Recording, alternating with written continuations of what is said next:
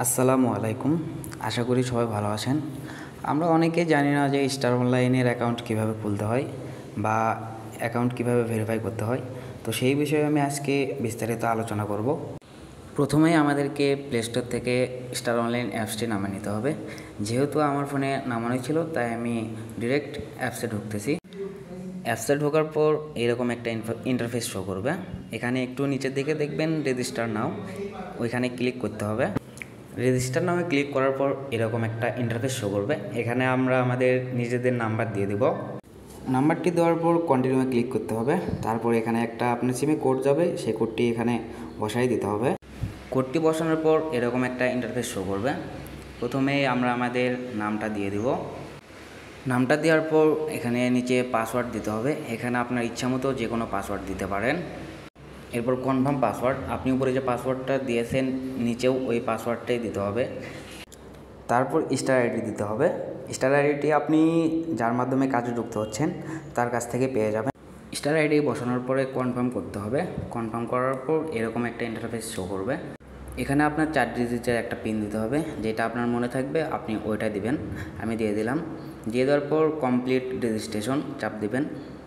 চাপ দেওয়ার পর এখানে 5 সেকেন্ড ওয়েট করতে হবে। 5 সেকেন্ড ওয়েট করার পর আমরা অ্যাপসের ভিতরে চলে আসব। এখানে উপরে please complete your subscription to enjoy full access, এখানে চাপ দেব। চাপ দেওয়ার পর এখানে এরকম ইন্টারফেস শো করবে।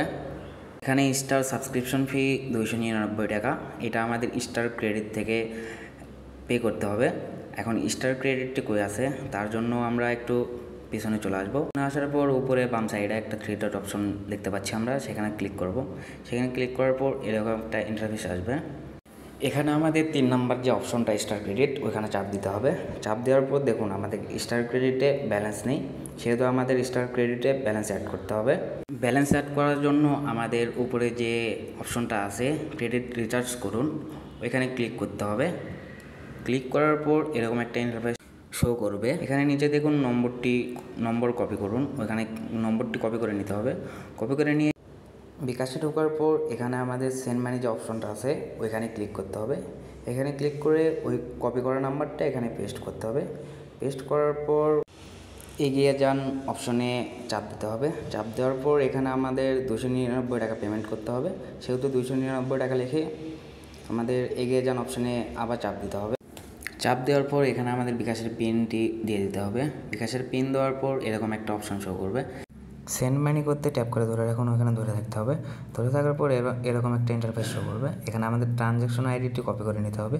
কপি করে নিয়ে আবার আমাদের অ্যাপসে ব্যাক চলে আসবো। এখানে অ্যাপসে ব্যাক আসার পর এখানে লেনদেন নম্বর, ওইখানে যে ট্রানজ্যাকশন আইডিটি কপি করে নিয়েছি সেটা পেস্ট করে দিতে হবে। পেস্ট করে দেওয়ার পর আমাদের উপরে ফোন নম্বর, যে নাম্বার থেকে আমরা সেন্ড মানি করেছি ওই নাম্বারটি লিখে দিতে হবে। লিখে দেওয়ার পর আমরা যত টাকা রিচার্জ করেছি সে পরিমাণটা লিখে দিতে হবে, 299 টাকা। লিখে দেওয়ার পর রিচার্জ অনুরোধ পাঠান, ওইখানে ক্লিক করতে হবে।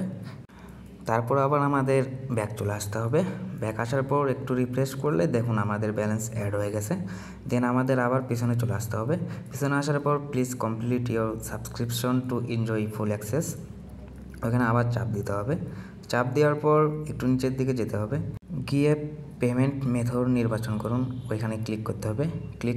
ক্লিক করার পর নিচে 2টা নীতিমালা আছে, ওই 2টাতে টিকমার্ক দিতে হবে। টিকমার্ক দেওয়ার পর অর্ডার কনফার্ম করুন, ওইখানে চাপ দিতে হবে। চাপ দিয়ে একটু ওয়েট করতে হবে। কিছুক্ষণ পর আমরা আবার পিছনে চলে আসব। এখানে 3 ডটের যে অপশনটা আছে ওইখানে আমরা আবার চাপ দেবো।